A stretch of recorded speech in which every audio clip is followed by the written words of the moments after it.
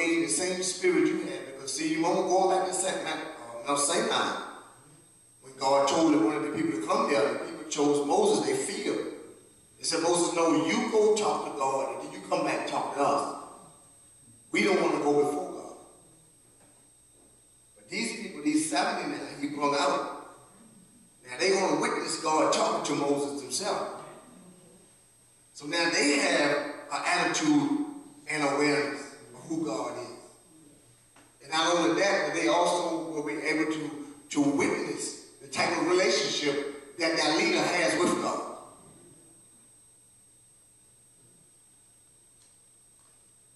They will witness it. And God said, through that witness, they will have the same spirit you have. Amen. Go over now to, go to chapter 12.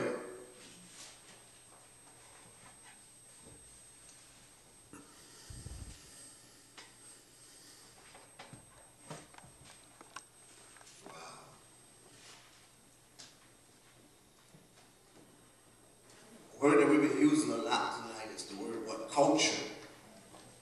God is establishing a culture. You watch this.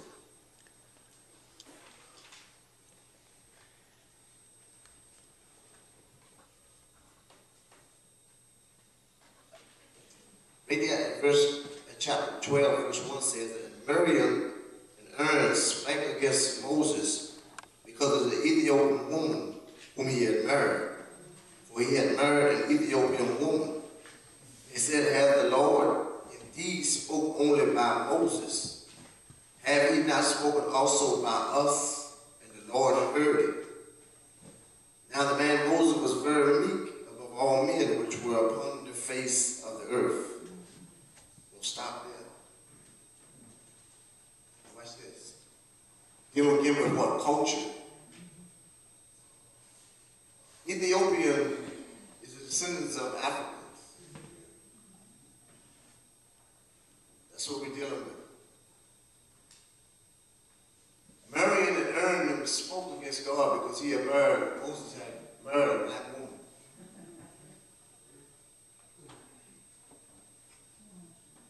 That's what we're dealing with. It's culture. Culture. Do God not just speak to Moses? See, somewhere in their mindset, prejudice had came in.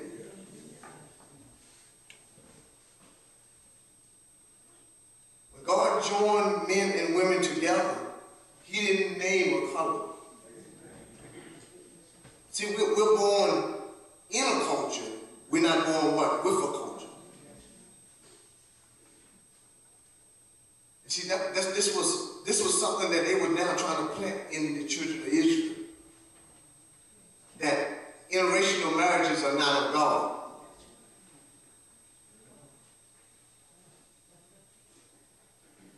Prejudice had came in. Culture.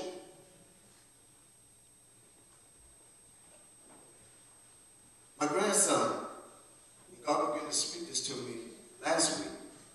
My grandson, his mother is white, and my son is African American, he's black. And I was laying in bed and I told my wife, the Lord spoke to me. He said, Javen doesn't know that his mother is white. Neither does he know that his father is black. All Javen knows is mama and dad. Culture will tell them later on that his mother is white and his daddy is black. But that's never God's intent. Because see, when we studied before, we were placed in what we call growth mediums. And in this growth medium, you learn your love, your hates, your dislikes, your jealousies. All of these things are learned in this growth medium, which produces your culture. My grandson don't know that black and white is not supposed to be together because it's not true. But somewhere down the line, sometime or another, someone is to be ignorant enough to teach him that. Ignorant enough to teach him that. But this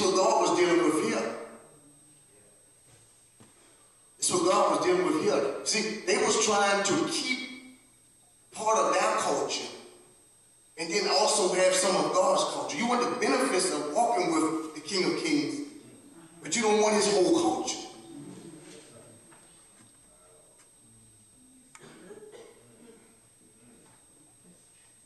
And he said, no, this ain't gonna be. This ain't gonna be. So he was teaching it. Because somewhere down the line in Egypt or wherever, you all have set in a growth medium that have produced something that's against my culture.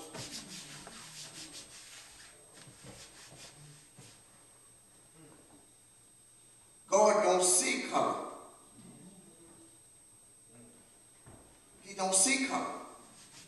Because man is a what? Spirit.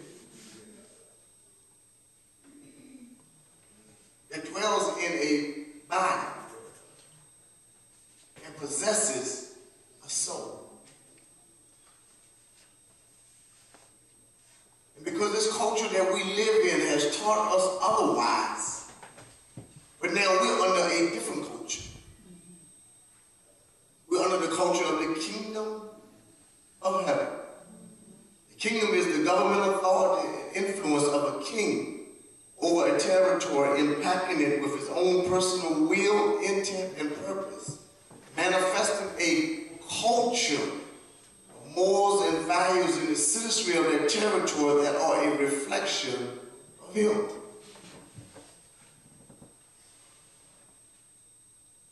That's what he was teaching. He said, you have a distorted culture. Your minds are now distorted. That you're going to say that a white man cannot marry a black woman, or a black woman cannot marry a white man. Your mind, your culture is distorted. That's what he was telling me. He had to get it straight. He had to get it straight. But look at this. Verse 4.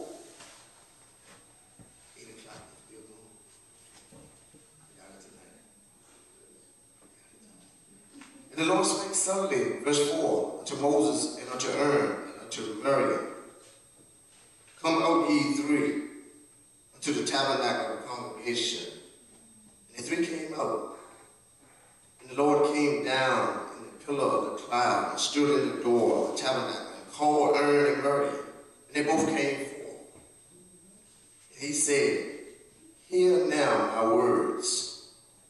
If there be a prophet among you, how the Lord will make myself known unto him in visions and will speak unto him in a dream. He said, my servant Moses is not so, who is faithful in all my house. With him I will speak mouth to mouth, even apparently, and not in dark speeches. And the similitude of the Lord shall be behold. Wherefore then were you not afraid to speak against my servant Moses? And the anger of the Lord was kindled against them, and he departed.